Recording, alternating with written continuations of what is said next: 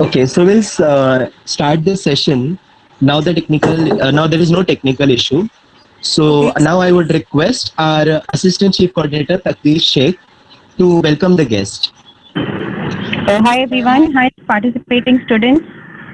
Very good morning, I should say, to Vinanti ma'am, because there it is a morning time, and good afternoon to all my students here of self-financing section. I'm pleased to announce the third session of our webinar, that is on transition into finance profession. For the past two webinars, we had a very good response, and today we are really very overwhelmed to have with us one of our BAF students who was a BAF graduate from our college. Today she's a very successful professional in UK. She's worked with many banks, and today she's a very established professional, and we couldn't find anyone better than her to deliver a session today on the finance profession. I welcome you, Vinanti ma'am, on behalf of my section, my management, my staff, and my students. I now hand over to Saloni to welcome our guest and give the students a brief about her profile.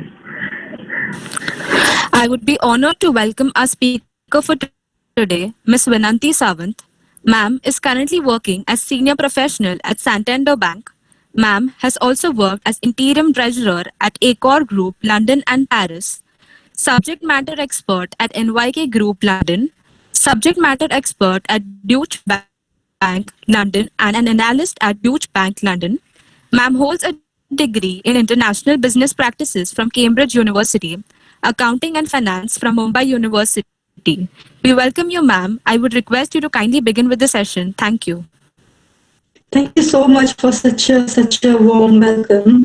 I hope you can hear me fine, because I'm not sure, how is my volume is. It's really honor to be here, and just to be among all. I used to be one of you at one point of time, and it's just an honor, to come back and address such a huge crowd, from accounting and finance, or just from finance background.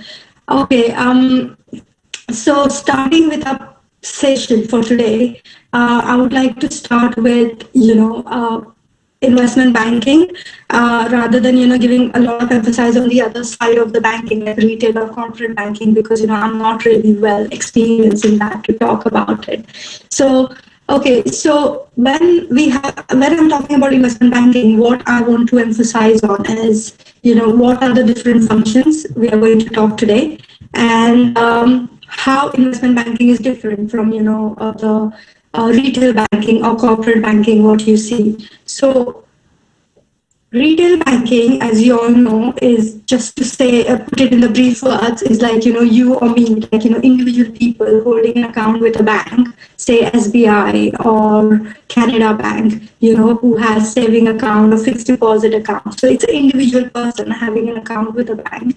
And we are having a saving account where either we are withdrawing money from it or we are depositing money from it. That's the limited transaction we kind of carry out with retail banking, and that's where it ends. And retail banking uses whatever money we have deposited with them, so that they can use that money for financing their activities or lending that money to others at a higher interest, and they give us lower interest on a deposit. And whatever is the difference between what they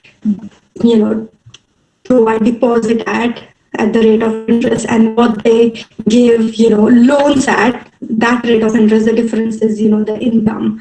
So it's a very small segment. And corporate banking is nothing but the similar like retail banking, but instead of dealing with individuals, they're dealing with corporate companies, and they are having different types of deposit accounts with them, and they provide loans to them at corporate rate, not at the rate which they give loan to the individuals. So those rates are a bit higher than how they give loan to the individuals.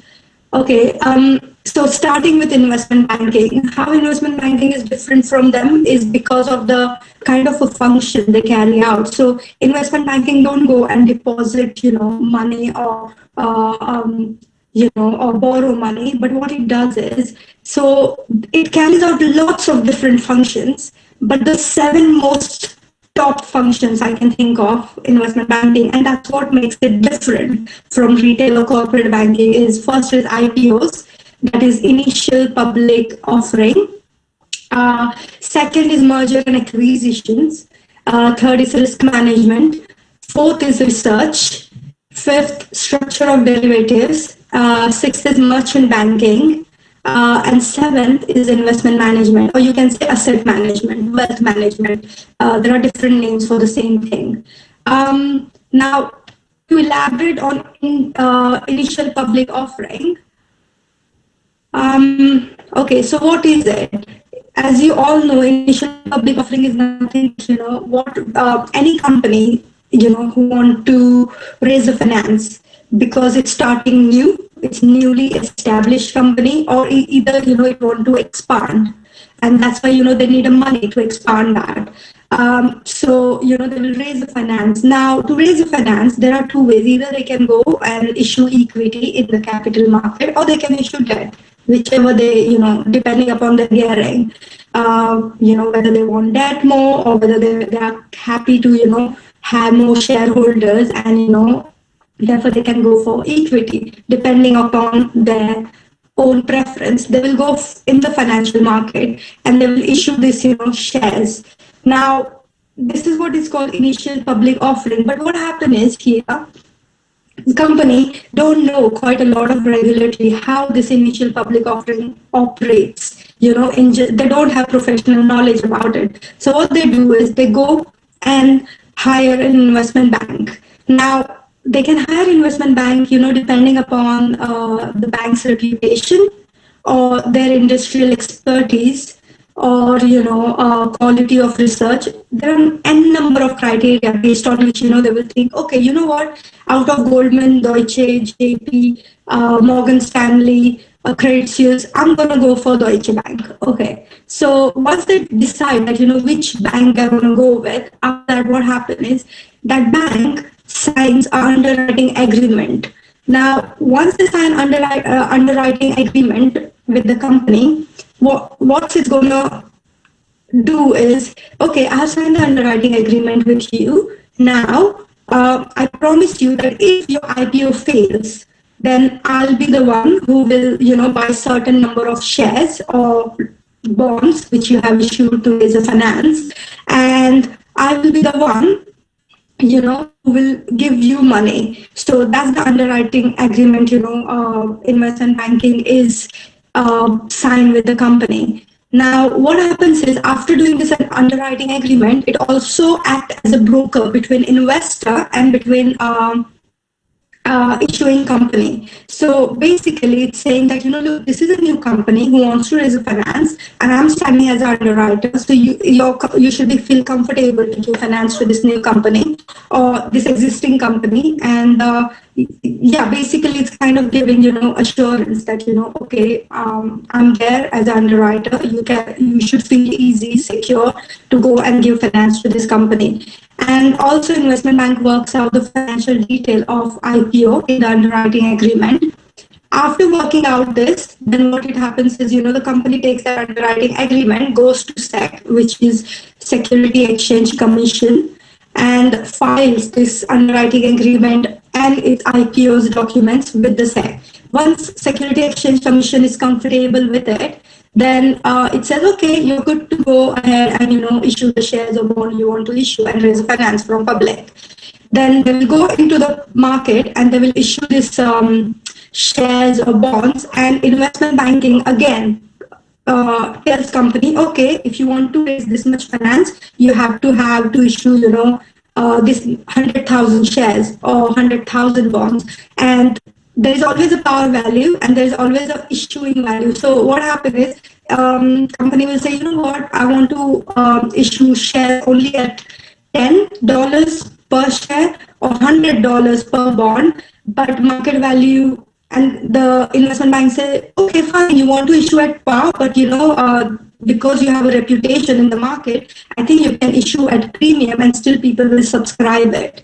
And then they will say, okay, then how much premium? Then investment bank will go and calculate how much premium it needs to issue on that particular bond or on that particular share. And then based on that, based on their calculation, company says that, okay, I'm issuing 100,000 shares of 15, market value, whereas $1 or $10 is going to be face value. So again, investment bank help them to do this calculation in terms of what amount they should issue their shares at and how much shares they should issue or bond they should issue to raise the finance they want. After IPO is successful, once the shares are sold, once the bonds are sold through IPO, then what happens is investment bank again comes in the picture to do the aftermarket stabilization.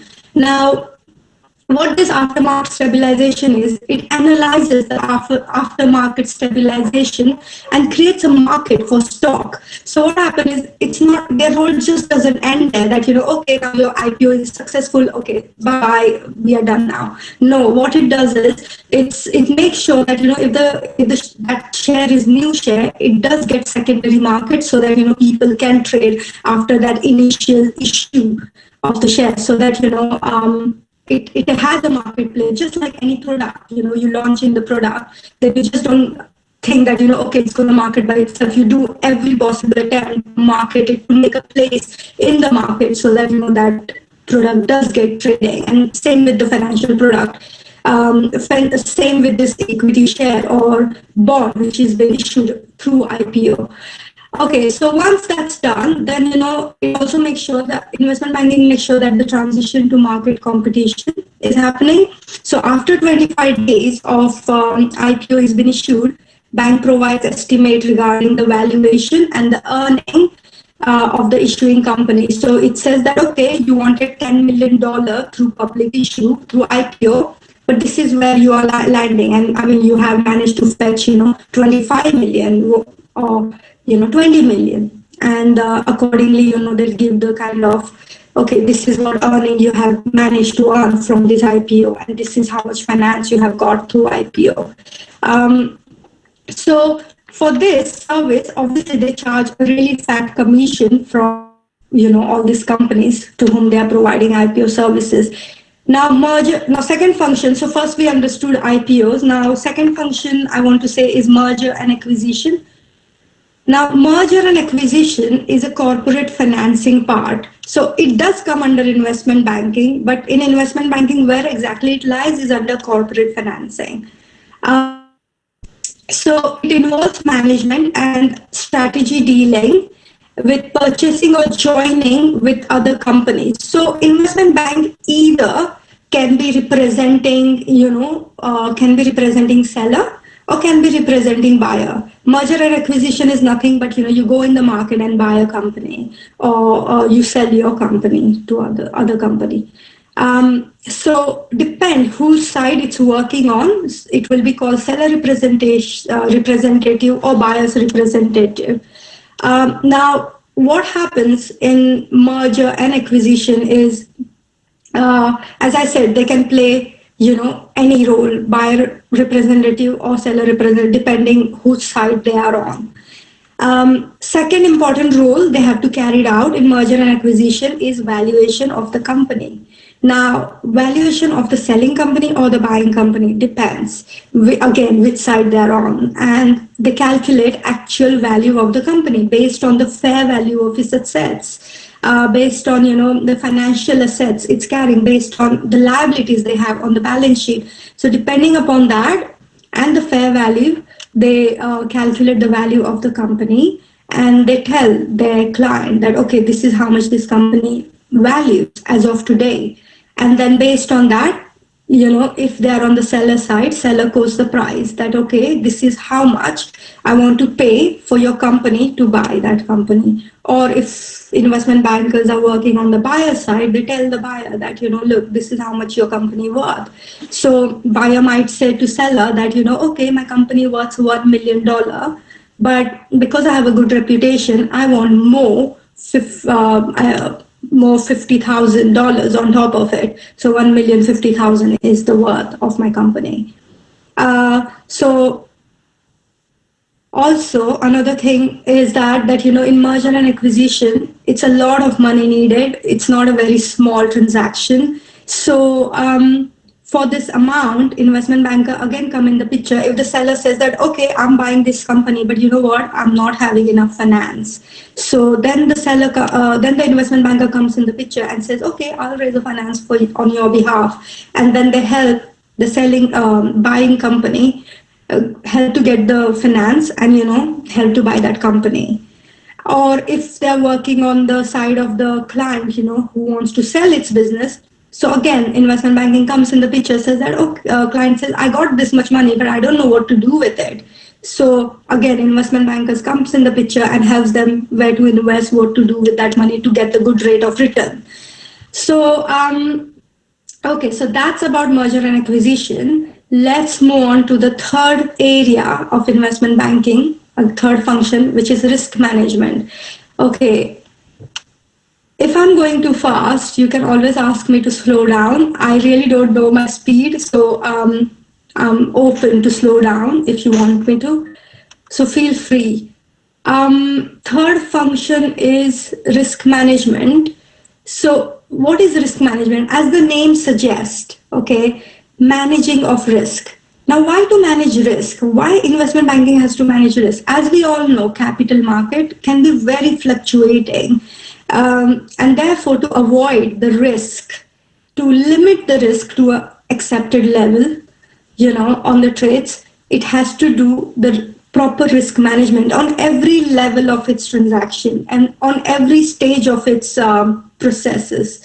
So investment bank helps a company as well to reduce their risk, as well as to diversify their risk so that they can get the best possible return on their investment. It's just like hedging all the eggs into one basket or hedging all the eggs in the different basket. If you do it in the different basket, there are more chances that you'll get a good returns. The same with the same with the investment. The more more diversified portfolio you have for investment, the lower risk you have. Because if one company doesn't work out, maybe another company will work out. Another company will work out. Another company might fail, and the net return what you'll be getting is much higher than if you put all your investment just in one company or in one share or on one investment. So always it's important to have diversification of portfolio. Okay, getting back to risk management. So how investment bank helps the bank to reduce the risk or manage their risk. Investment bank helps a company to manage financial risk in terms of currency, loans, liquidity, etc. Now you all know that a lot of company needs foreign exchange, to have their day-to-day transactions or for the day-to-day dealings.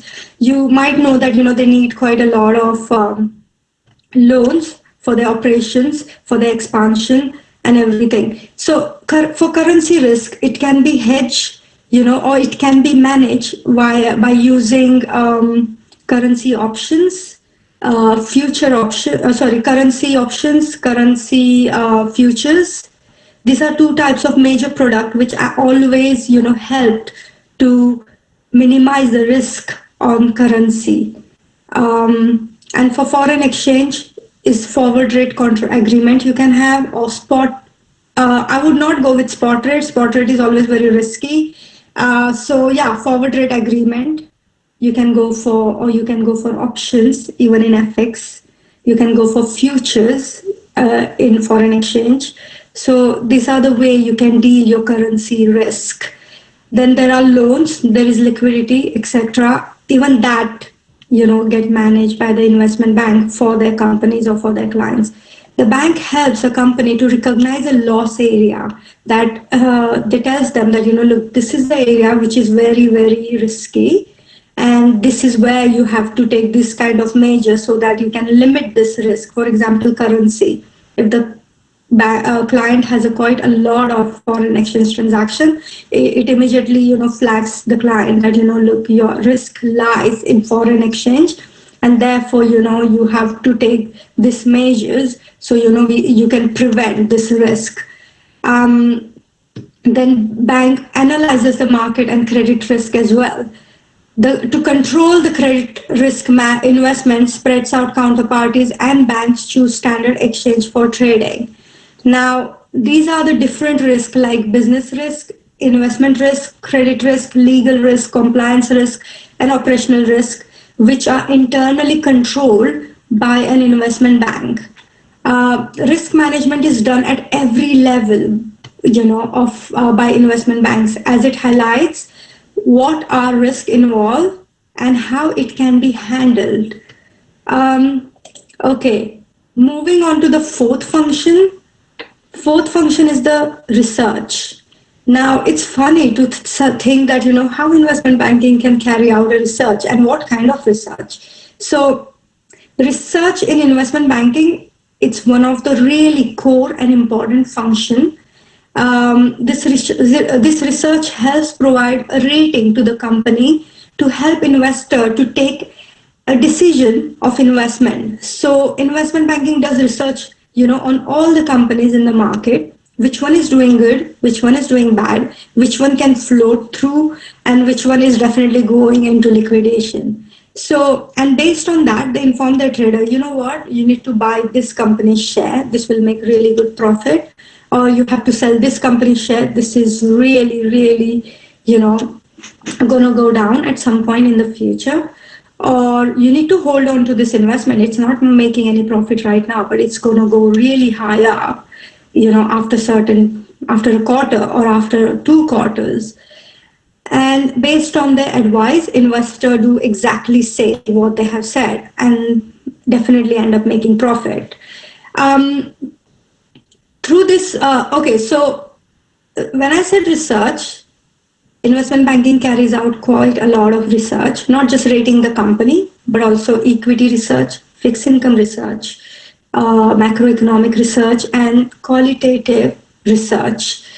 And after doing all this research, obviously they do go and tell their client about this research and, tempt them that, go for this product or that product, and obviously make a profit by charging them a fees for this research they have provided to them.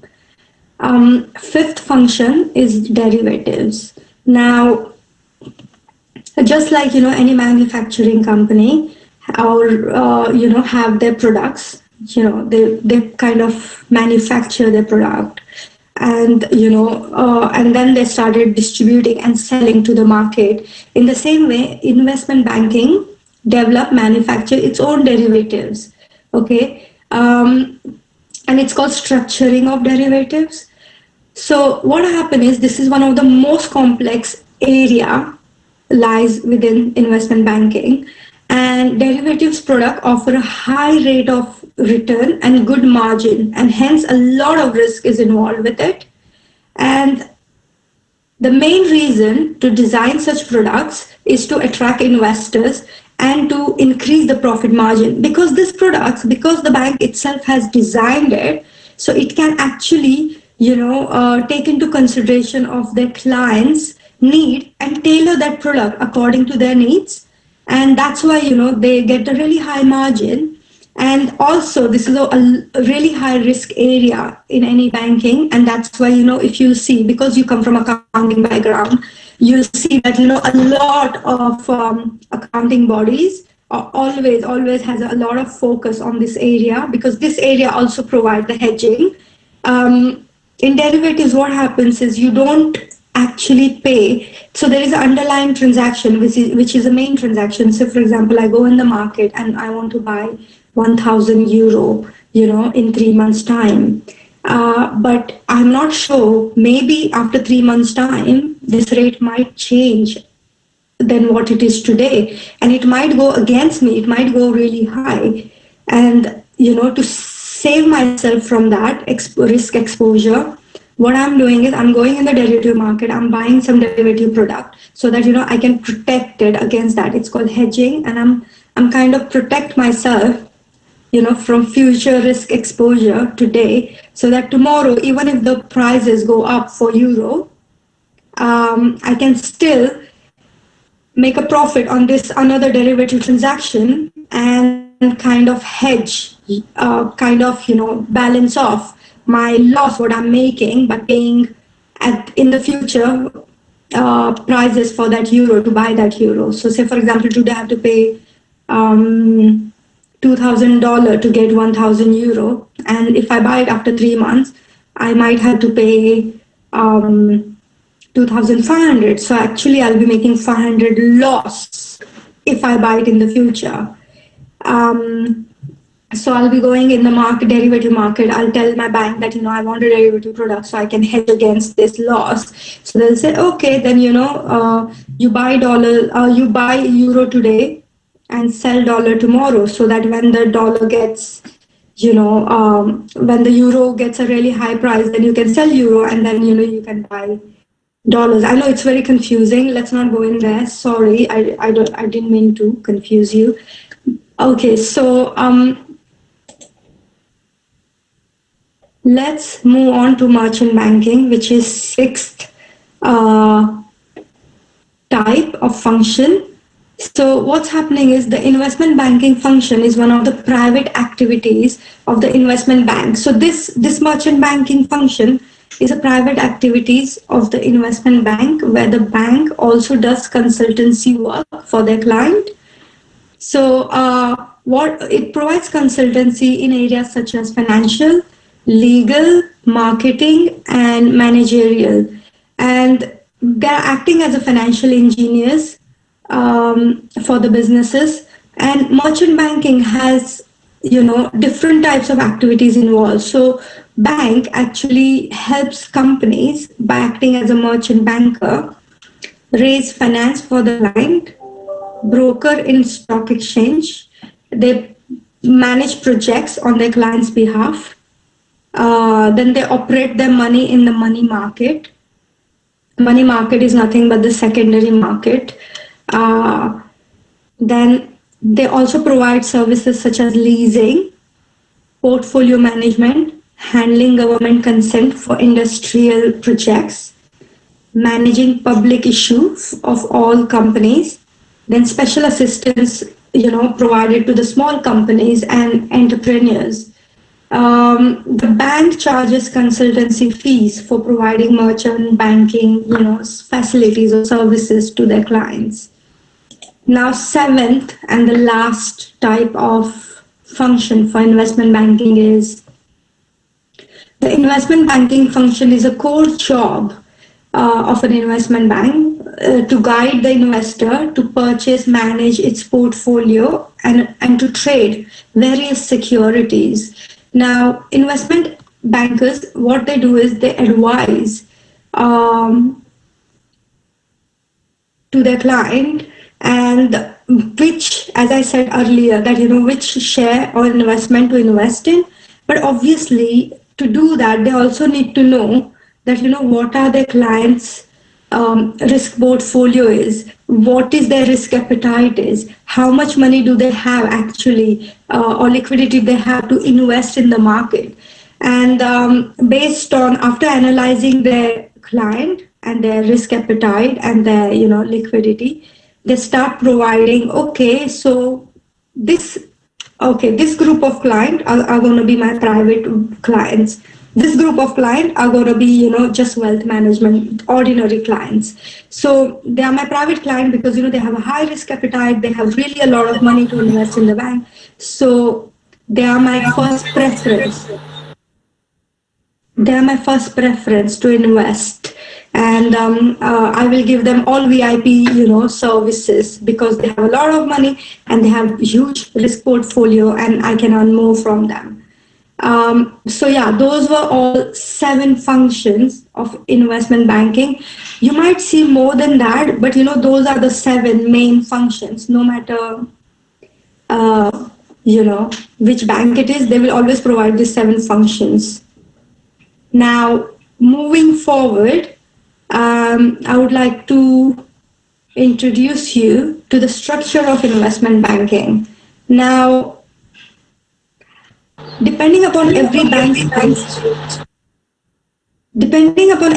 culture, okay, or depending upon every bank's needs, this structure, might differentiate. But most of the time, this is how the structure is going to be most of the time, but not always. So investment banking is divided into front office, then we have middle office, and then we have back office. Okay, front office is nothing but it's just client facing area where traders will buy and sell products to make money on each trade. And then in the sales department, the investment bank will contact institution and high net worth investors to suggest trading ideas and process orders. So again, in front office is simple. You just go and meet the client, and you have different types of clients. You have individual clients, or you have this, huge institution like insurance companies, pension funds, hedge fund managers. You go and sell them a huge quantity of your financial products. So that's what front office do. They buy or hold or sell this investments or financial products to individuals, client, or to this high net worthy institutions. Now there is a small part. So in front office, there is a research team who does a research for traders, and they actually comes back to them and tells them, okay, these are the financial products, they are good to buy, these are the good to sold, and these are good to hold as an investment. So this research department of an investment bank may not generate a huge revenue. It's a cost center. It's not generating any revenue for the bank, but the information what they're providing to these traders, based on which these traders are going to their clients and marketing and selling this product or buying this product, this information is really, really vital. And without this information, I don't think so trader can actually function. So they are very important and integral part of the trading flow. That is the front office, which is a research team. Okay. Now, second layer in the structure of investment bank Hello. is middle office. Hello. Hi, can you hear me? Hi, Vinanti. Sorry for the disturbance. Are you able to see the PPT? Like, is the slide okay? I can't see the PPT. I don't know why. So I just can you just pin up on Neha Nishad? Neha Nishad.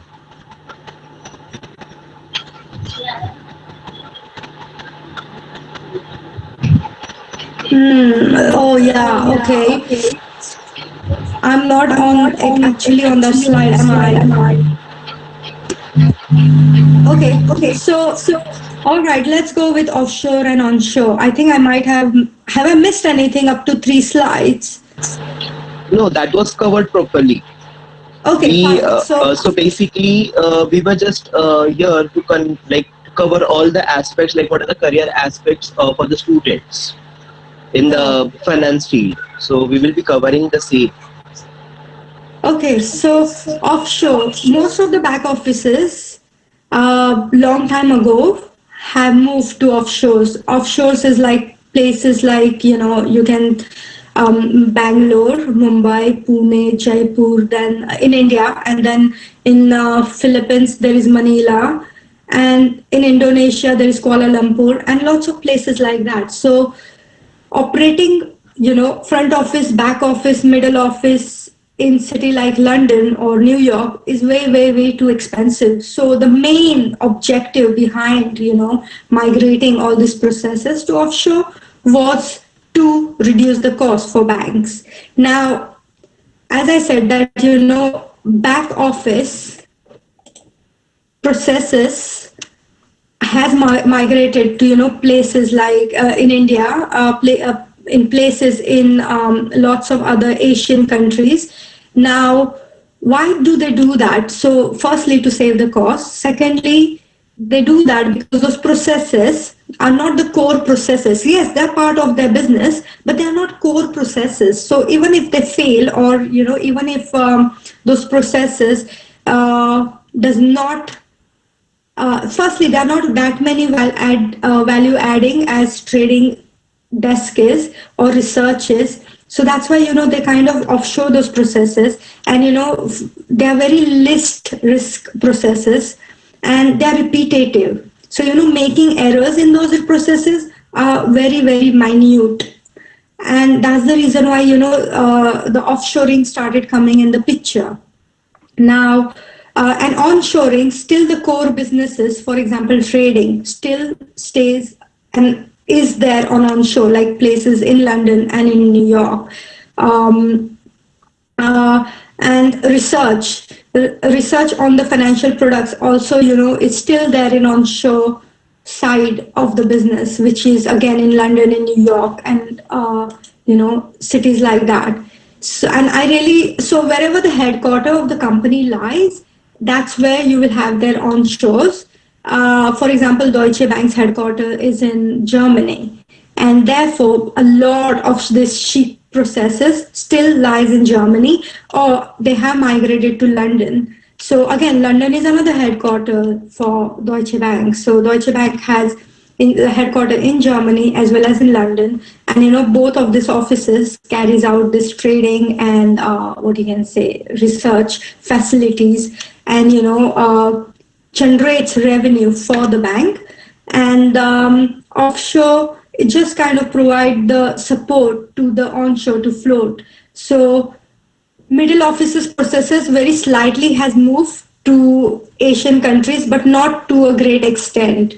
But all the repetitive processes, for example, HR processes wherein, the HR pays the employees, that has been moved to offshore. Then processing payments for any trade settlement, which has been the trade which has been, generated by the front office sitting in New York or sitting in London or sitting in, in Germany. Okay, so, when I talk about offshoring, if you end up going into back office, unfortunately, there is not a huge career progression for anyone. It's like you enter as an analyst on a basic level, and then from there you become manager, but then that is it. All you do is, keep doing the same repetitive process day and day out every day until the new process comes from, onshore to the offshore.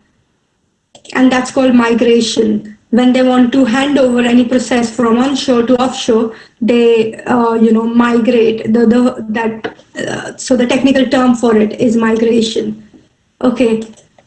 Now, in recent days, how the back, middle office or front office in investment banks are changing. So don't worry, guys, I'm going to circulate these notes while you are coordinator to you. So you don't have to write it down. And I know I'm kind of elaborating way too much on some, and it might be getting overpowering. But, I just want to go through all this slide and, feel free to, ask any sort of questions you have on the subject matter or, related with your studies. So what are the new changes coming into, middle office or front office? So what's outlined above is how things used to be with the back office, middle office, front office in the investment banking. These days, however, things are changing, and the technology is the biggest factor to blame for this. As a banks, we always try to automate. We always want to, make less, manual input, and we want to have more and more electronic input so that, the errors will be reduced and also risk will be reduced. So that's why, there is always automation going on. There are lots of projects. I've never seen ever in my career that, I'm working with a bank and there is no project going on. There's always project happening in the banking. So as a banks try to automate as much as they can, and as trading takes place electronically using computer algorithm, human beings are becoming far less important in front office. So not recently, in year 2000, Goldman Sachs, for example, famously replaced the 600 equities trader, and they replaced with the electronic trading system.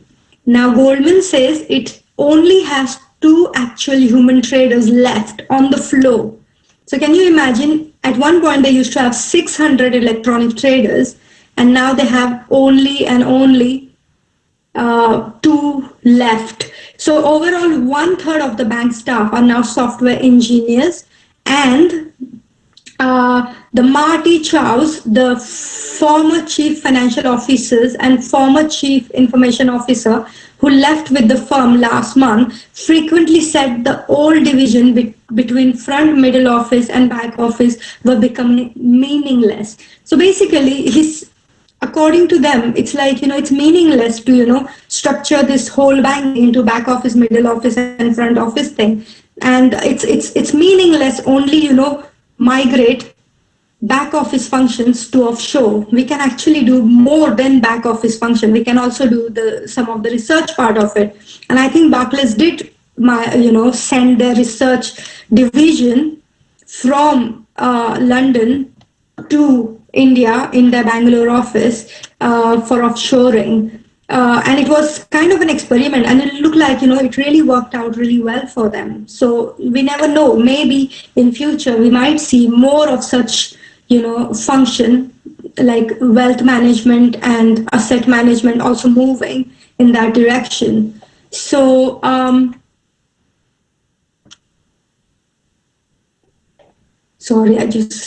product it deals. So the next is what kind of product we deal into investment banking. We, as I said, in IPOs, it's a freshly equities that we have issued, and new bonds. Now we have fixed income bonds, we have inflation linked bonds, then we have money market. In that money market, we have certificate of deposit, certificate of practice, then we have we have futures, we have options, we have interest risk future, we have interest risk rate options, we have swaps, we have interest rate swaps, we have currency swaps. So there are so many different products, and as I said that they also have quite a lot of wide range of derivatives which they design by taking into consideration of their clients' needs, and then they design it according to their needs, and then they launch it in the market. So those are all the products investment banking covers. And also advisory to their clients is another product which is not in the tangible form that you see a share or a bond, but it is again intangible, but it's advisory management consultancy what it provides to its client, and that generates a revenue to investment banking. So those are all the products that investment bank deals into.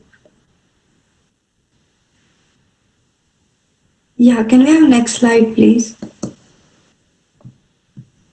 Okay, regulatory it operates. Sorry, just a second.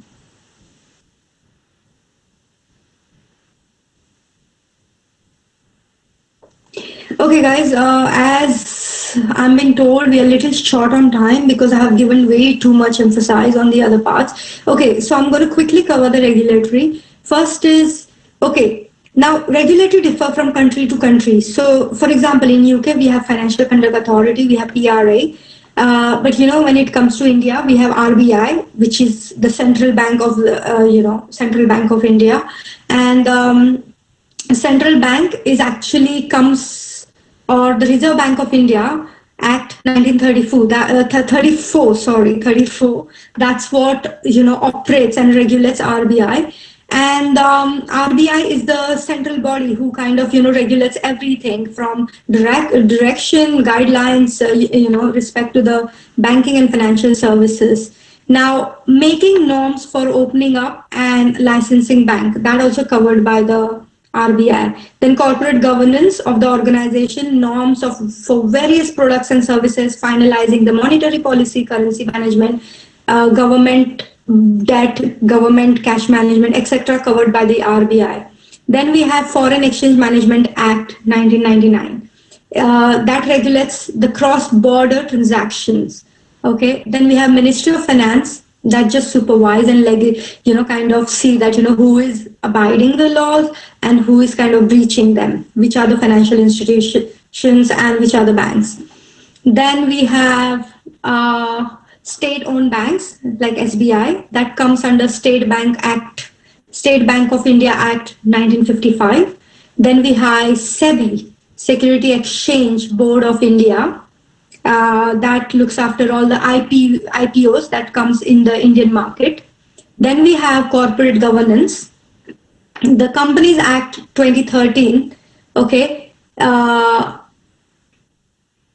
has to be followed by all the company to mandate with the corporate governance. Corporate governance is nothing but, it kinds of control and direct the companies, which are the banks, and, they make sure, and so they make sure that, they do not do any mischief by misusing, others' money and, basically causing another financial crisis in the market.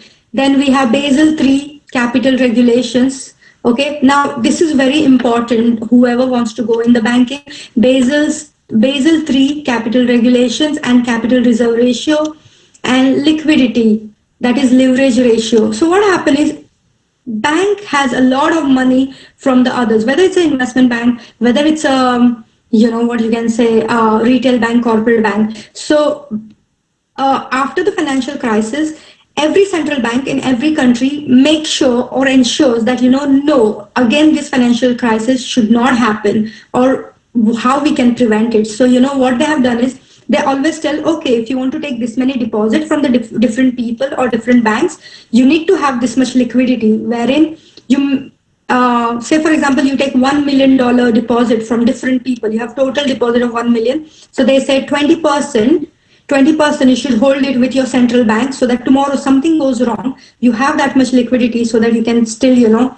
continue operating for the short time, and you don't go in liquidation immediately as soon as, the financial crisis hit.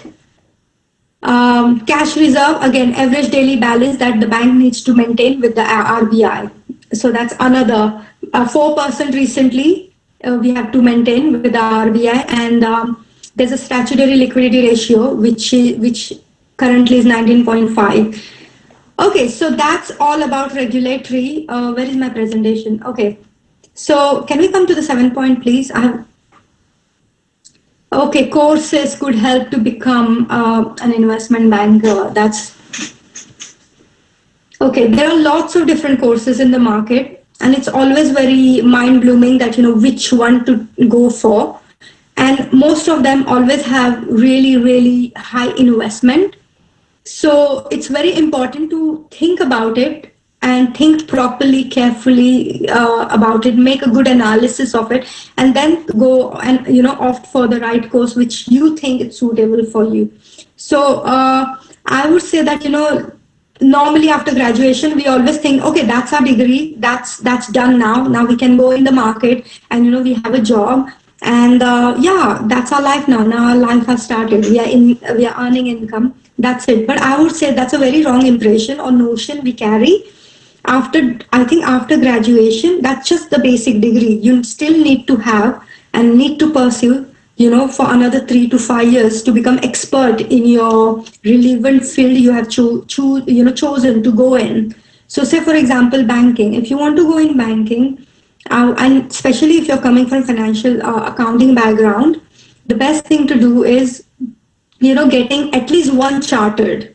Okay. Now, chartered depends which chartered you want to go for. There are many charters. One is the CFA, Chartered Financial Analyst. Okay. Second is a chartered management accountant. Then there is chartered accountant, which is as per England and Wales. You might be having Indian chartered accountancy, or you have ACCA. That's another chartered accountancy, which is exactly same as chartered accountant. So you need to have at least one chartered degree, okay, along with your graduation degree. That's minimum you can do. And then, I understand the cost of these courses are really expensive. So CIMA is one, okay, ACCA is another one. Then there is, as I said, Indian Chartered Accountancy, that's another one. Then there is Financial Risk Management, there is another one, FRM.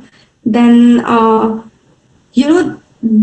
yes, there are courses available, but the funds required is huge. So the thing I'm trying to say here is, to put it in the brief nutshell, is that when I finished my graduation, I did not have funding to go for this, chic or expensive courses. Okay. My plan was to go for, after graduation, go for chartered accountancy, and, then that's it, open your own firm and, start. I had no plan to go into investment banking. However, I managed to get into that. And the banks always promote their students. If it's a good bank, they will always promote for you to have a career path, and they will fund your education. However, obviously they will have a bond with you that after providing funding for your education, you have to work for them for certain number of years. You can't leave. If you leave, then you have to repay them. So the courses is CIMA, that is Chartered Institute of Management. It will help you to learn management accountancy, especially consolidation accounting, and CIMA is good. It does not help on banking level, but also if you want to make your career on corporate level in financing. It helps you to learn consolidation on a huge part, how to prepare the management accounts for the management. And when I say management account, is not the management account, which we are learning, it's just the basic, what we are learning now in graduations. But after that, even more complicated management accounting. Then there is a chartered financial analyst. Now, chartered financial analyst teaches you lots of different types of products and how to do accounting for them, and also the risk area of it, like how the fixed income, how much risk you can calculate on that. And so it's a more numerical area than the theory, and it teaches you how to value your financial products, and what are the risk involved on that financial products, how you can get the good margins out of it. So that's a chartered financial analyst. Again, chartered financial analyst is very, very expensive. You have to pay your fees in dollars. And if I'm not mistaken, it has level 1, level 2, level 3, 3 levels involved in that. And every level, I think, have 6 to 7 subjects. And the first level cost around $800 to $900. So, I mean, if going back, when I was doing my graduation, trust me, I couldn't have afforded to go for, CFA instantly.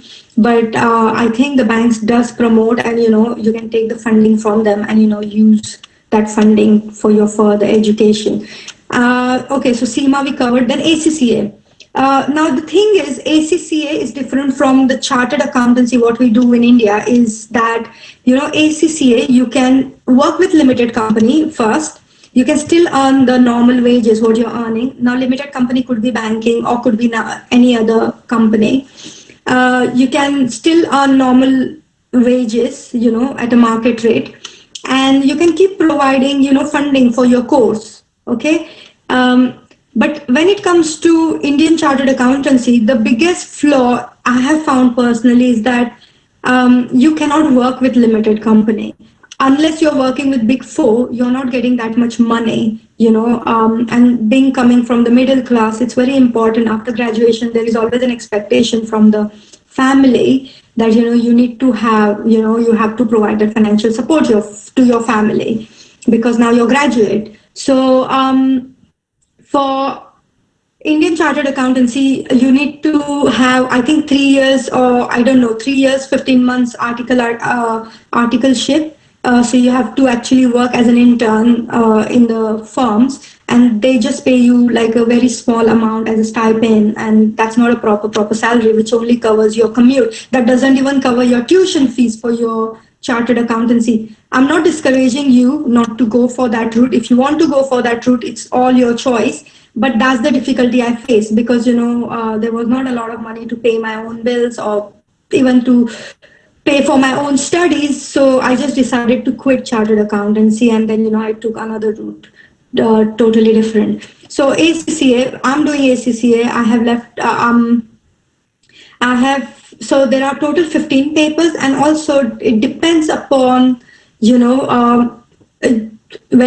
there is ACCA version for Indian papers, Indian financial market, Indian accountancy, and there is also ACCA version for UK, ACCA version Singapore, ACCA version for, so any version you want to adapt, you can. I'm doing ACCA version, UK version, and I think most of the papers are same. It just only differs, when it's auditing standards. So if I have taken UK version ACCA, so my audit assurance standards are differing from the international standard what they are. So we always go through ISA's International Standard for Auditings here, which has been issued by IAASB. So that's the only difference. You have to give 15 papers in ACCA, and after 15 papers you're qualified accountant, but you have to kind of give return case study that what you have covered, and have you covered ethical areas in your day-to-day business role. Have you covered any financial management area in your day-to-day, and based on that you just have to give information to them that in your day-to-day, for example, you're working for a corporate and you're based into taxation department, so what are the areas you have covered from that, and based on that, they will give you your professional, title that, now you're professional ACCA. But if you pass 15 papers, you will be qualified anyways. So, so ACCA is another one. And I found that very useful, to be honest with you. And I wish I would have done it earlier, immediately after my graduation, because you get quite a lot of exemption. But if you take a gap in your studying year, then you won't get that much exemption because you have taken a gap years. Okay, so what are the courses? So now these are all the chartered courses I have told you. Then there is another courses which are MBAs. MBA finance is very, very useful when you're going into banking or even any other sector, because it teaches you how to manage people, and not just how to manage people, but also it gives you overall current scenario about your industry. It keeps giving you lots and lots of information. It kind of help you to build a network with professionals, and that network helps you to gain more information, and also have the good connection with good networking with your peers or with your seniors and things like that. So that's one thing. Other than MBA, if those who can't go for full-time MBA, there are MBA executives or MBA part-times, PGDBMS, if I'm not mistaken. Those are really good courses as well. These are all the 2 to 3 years of courses, okay? But I would say that, that's after you finish your graduation. Those are the courses are in the line that, you can, but what you really need to do now, because you still haven't passed your final year exam, you're still not a graduate. What you need to do now is you need to take a time out, at least I would say 1 hour daily, to think that, which direction you really want to move. For example, in my career, as I said, I would not say made a mistake, but I think I wasted my time thinking that, I want to go for chartered accountancy, but I didn't know that, you're not going to get paid that well. So you will have to sponsor your study from your own pocket. So don't go that route, because you're going to end up changing your route. So I would have planned, with a different route from the beginning, rather than spending my 1 year, studying for chartered, and then ultimately changing my route from chartered to somewhere else. So every day, think that what you really want to do, and whatever you want to do you have enough resources for that? That's the second thing you have to understand. And thirdly, you have to understand that, whatever you're doing, don't just go that, this is my dream, that's why, okay, but does it have feasibility in the market? And that's the another thing, the feasibility. Can you sell it in the market? Can you earn something out of it? And it's not always about money, but will somebody will hire you with that? That's the question you need to ask to yourself. Okay, so that's all about courses. And one more thing I would like to mention when it comes to courses. Sorry, just a second. Yeah. Again, we're going back to how to become an investment banker. Just quickly, I want to end up that everybody in investment banking, and I think this comes, trust me, even other companies, you need to have a really strong Excel skills. Really strong. Like when I say strong, you need to have really advanced VBA skills. And I'm not trying to scare you guys. Trust me, it's very easy to possess. On YouTube, you have so many different sessions they conduct through which you can actually learn really good Excel skills. Trust me, when I was in university, like you guys are right now, and trust me, you might know more than me what I might had known then for Excel. Your Excel skill has to be really good. Your presentation, PPT, it's yes, it's good to sharpen it, but it's not so much important than your Excel skills. But when it comes to presentation, making PowerPoint presentation, yes, that's an add-on bonus point to have that. But at the same time, you need to know how to present, okay, to group of crowd. And I think because we are in the professional course, we have studied in the professional course, we are always been taught how to present, any topic to the crowd or to the group of crowd. So that's another thing. Those are like a soft skills, Every company who will come to recruit you is going to have a look at it. That, okay, this boy or girl is really good, has a grades in the subjects, but do they have this additional skills to it? If you do, trust me, they're always going to value you above and beyond anyone else. So another thing is communication. You need to have really, really effective communication. When I say communication, you need to give a lot of emphasis on your reading. Trust me, when I was doing my graduation, I was really lousy and lazy when it comes to reading anything other than my subject matters or other than my curriculum books. I never used to read quite a lot outside that. The only thing additional reading I have ever done in those 3 years is that reading from reference books. That's the only additional reading I have done other than my curriculum books, but not reading newspaper, not reading. And I think that's not really good because, it's like, it's up to you that, whether you want to take this advice and, go back and start reading. And I'm not saying just read all day long. I'm saying every day, even if you take out 1 hour and, see yourself that, where you're sitting in terms of Excel skills. And, just listen some videos rather than listening to the music. You listen to the, Excel videos, PowerPoint videos, and, kind of, sharpen your skills and start going from there. Secondly, I work in treasury. I have always, whenever I work in financial industry, I have always worked in treasury. Treasury is nothing but, it's like you're like a finance doctor. You're checking the health of your company's finance. And that's what I do, providing funding. So, all these technical terms, I get to know really far later in my career. But I wish I would have known that, okay, on YouTube or, read the books about treasury or about fixed income or about, debts or about equity, just to try to know, be aware about, all these different terms so that, tomorrow if somebody is talking, at least that, oh yeah, I know, I have read that. And okay, I can read more to know a little bit more about it. So it's very important to have that awareness about the industry you want to go in.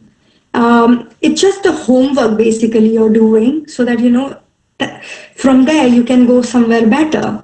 It's just the homework. You're preparing yourself to go in the market that, okay, I'm not just the graduate and you have to train me, but already I have trained myself and now you just have to, give me the job. And yeah, that will lead. And no matter which level you're sitting on, whether you're a graduate student, whether you are, working as a manager, whether you're working already as a director, you always need to have to do your homework. If you haven't done your homework, trust me, I don't think so you can place yourself somewhere really, really good. So that's all about the courses. And please do not stop studying. It's really, really important. Don't get comfortable with the monthly paycheck you will be receiving from the banks or from whichever corporate you will end up into. Just understand this thing that, another 3 years after graduation, 3 to 5 years, it's very, very important. Invest it. That's the right time to do it. And once you invest that another 5 years in your career, trust me, after that, it's going to be smooth selling relatively. So yeah, that would be it in terms of what are the careers you should be selecting. And I just need to check PPT again. Qualities, okay. The qualities, as I kind of covered earlier, that what are the qualities we need to become effective manager or to become effective employee, is that communication. And I know I'm emphasizing again, but trust me, I see so many people, they're so bad either in writing emails, they're so bad, communicating their message to the group or to, what they want to say. They just can't convey to anyone. And language barrier is kind of hold you back from communicating. So yeah, communicate well, learn to communicate effectively, learn to write effectively, and this all goes back to reading. The more you read, the more better vocabulary you will have, and the more swiftly you will manage to convey and convince your message to other party. So yeah, communication is the very, very important key. Another thing is when it comes to qualities, is that don't ever get comfortable in your comfort zone and just don't try to come out of, that comfort level. Always remember that, okay, now after graduation, you're comfortable, you got the job, you got the paycheck, but don't get comfortable. Seek through that what you want to do next. So after reaching to that stage, then again, understand what you want to do next, then next. And you have to always keep going. You can't just hold on to one place or destination or designation and just say that, okay, this is my place, I'm so comfortable here, I want to stay here forever. No, that's not how corporate world work, unfortunately. If you get too comfortable, somebody will come from behind and kind of, smash you, and then they will take your place. So all I'm saying, and don't ever compete with others, but compete with yourself. See where you're today and where you were yesterday. Have you made any progress?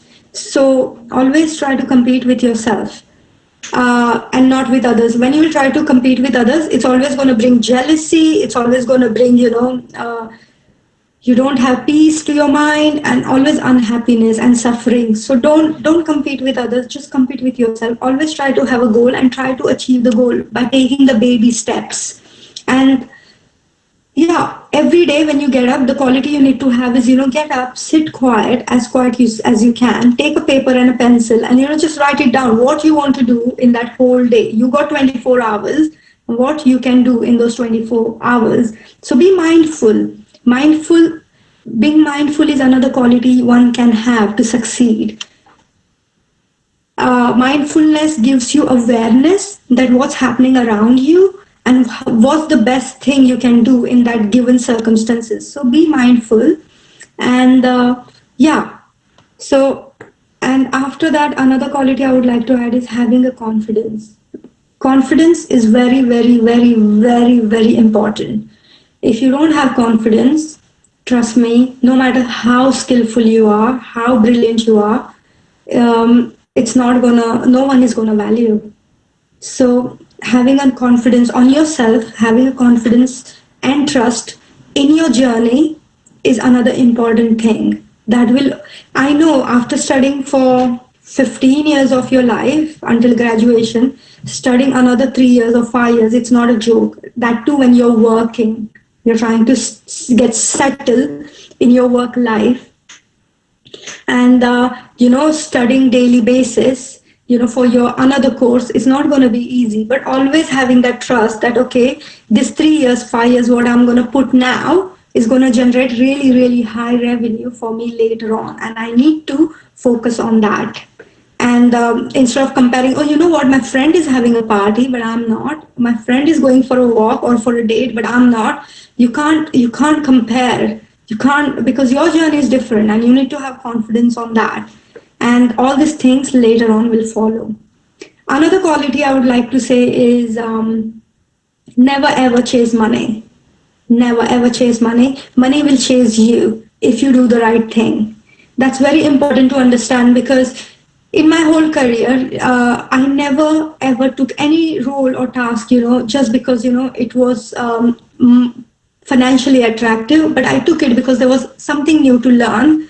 There was something challenging. So it's like 3P. Either you see portfolio of the job profile, if it's anything interesting, it interests you, anything new you're getting to learn, or it's giving you position and things like that. So always think from that point of view. Money will always chase you. And last one I would like to mention, make your own brand. Anything, any job, whether you've been hired as an intern, whether you're hired as a permanent or temporary employee, always make sure that you do your job so best that everybody should know you from your work, that you're doing so good in your work.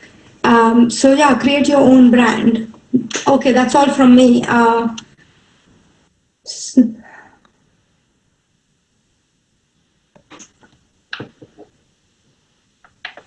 Sorry I took so long. No, that's not an issue. So now we can start up with the question answer round. So any students who Yeah. have a query can ask a question over here. Sure, I'm up for it.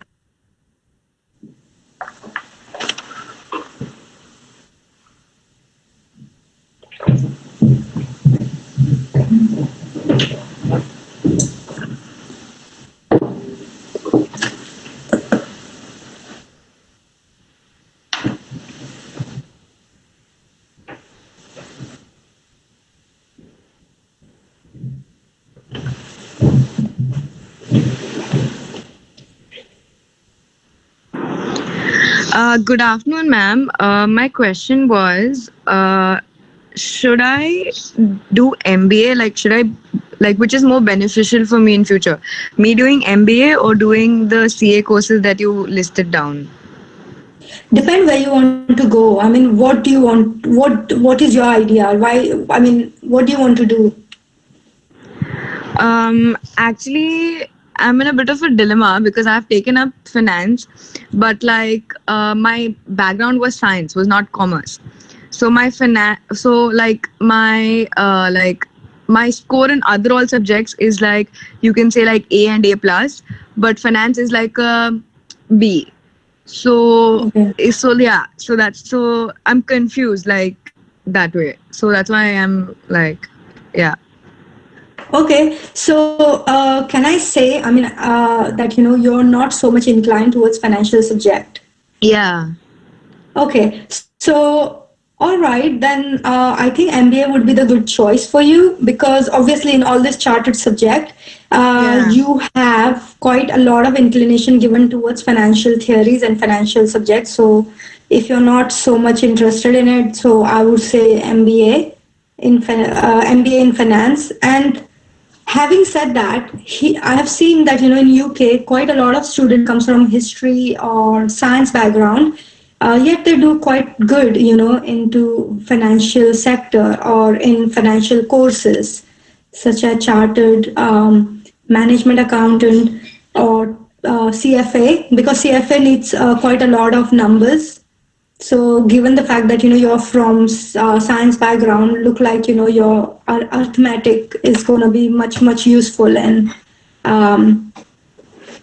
courses like FCA. So yeah, MBA is a good choice, but if you're not inclined towards, I would not go for chartered accountancy or chartered management Yeah, accountancy. yeah. I hope Okay. I answered your question. Yes, ma'am. Yes, ma'am. Thank you so much. No problem.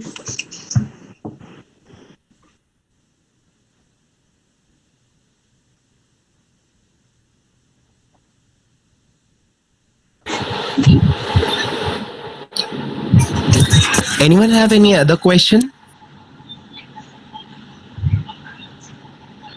So here we have a question in the chat box, ma'am. The question is from Sarah Shima Tadvi. She says that in this situation, when shares, economy, profits are decreasing, and somehow employees are not salary or they left the job, as a investor banker, what would you suggest the financial advice? When you say financial advice to that individual who has left the job and or to, I mean, from whose point of view I have to give advice to? I mean, is it from the point of view that individual who has left the job?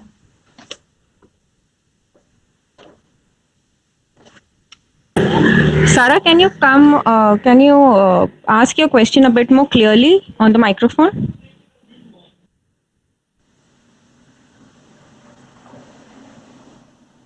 Good afternoon, ma'am. Ma'am, I'm asking that in this crisis, what would be the financial advice to the companies with the employees left or they're not getting the salaries and the production level and everything is getting down. So in this situation, what the strategy will imply in this in the company and how they will gain the profit? Okay, so to be honest with you, as long as I understand the current situation, a lot of nations has come up with a lot of scheme which will protect the businesses. So, for example, UK has come up with a furlough scheme wherein the businesses who cannot afford to give salary to their permanent staff, 80% of the salary is coming from the government and the 20% is been covered up by the organization or by the company. In that way, they don't lose the job. At the same time, they're getting paid for their day-to-day. For India, I'm not sure they have come up with any scheme such as this, but there is definitely a chance wherein Indian government will support businesses to continue and not to make redundant to their staff. And also, having said that, there's quite a lot of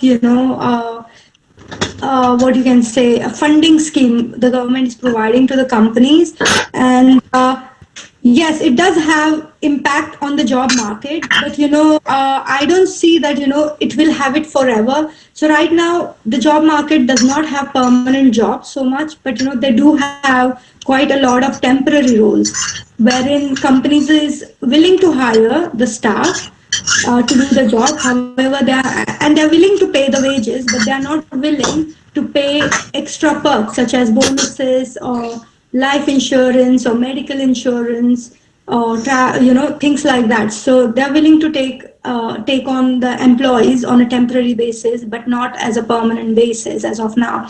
And to be frank with you, this unprecedented event has affected the economy everywhere, but it's not going to have a permanent damage on our economy. So it is, I would say, medium term, not short term, but it's not going to be there forever or long term like financial crisis were.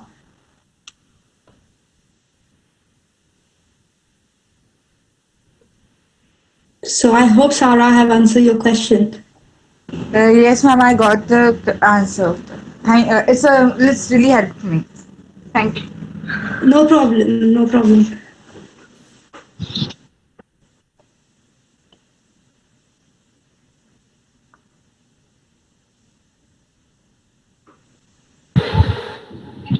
Yeah, ma'am, I have one more question.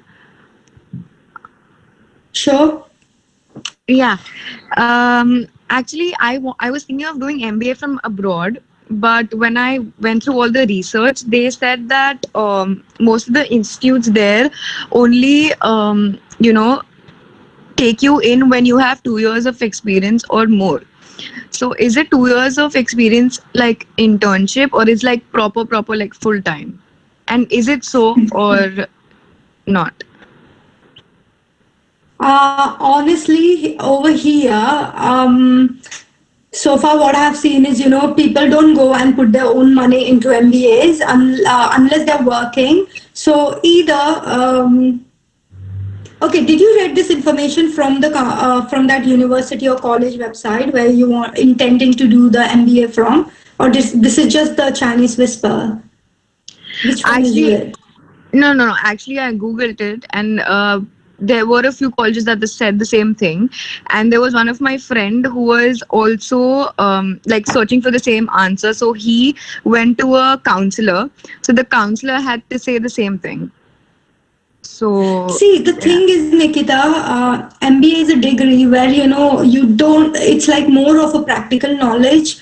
And that's why, they prefer student to go and, have working experience before coming and, knowing how to have a team hurdle or how to have team meetings and how to approach the crowd, because they want you to first go and have that first-hand experience and then, go and do the MBA. So this is the reason why it would be good. Again, it's up to you. It's upon a person. But if I would be you, I want to do an MBA and I'm fixed at it that I want to do MBA, then first thing I would do is, as soon as my college is finished, I will go and join some industry where my interest lies. So if it's a financial industry I have interest in, I will go and join any bank or something. I'll do 1 year and I'll see whether I'm getting any funding from there, because a lot of banks and companies do sponsor their students, and even for the abroad MBAs, as long as I understand, because I'm been sent by Deutsche Bank to London to UK to study. So see what are your options, and then accordingly you can explore. But the first thing would be,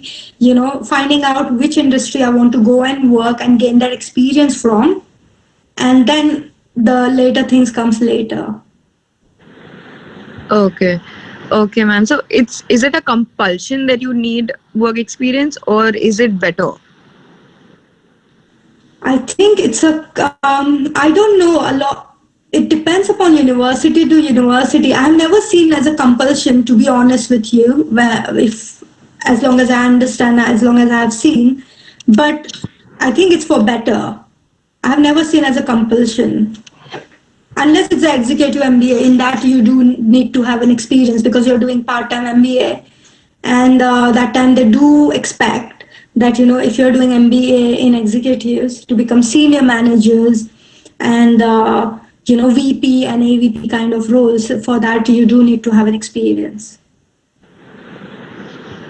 Okay. Thank you so much, ma'am. Normal MBA, no, I don't see as a compulsion. I don't think so.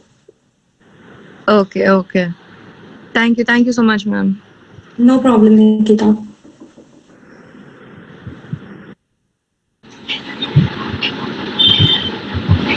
Okay, I think so. Let's end up this session. I think there are no more questions from the audience. Okay. So, ma'am, on behalf of Chetna Self Financing Courses and the Career and Placement team, I would like to thank you for such a great informative webinar, and also for providing your valuable time.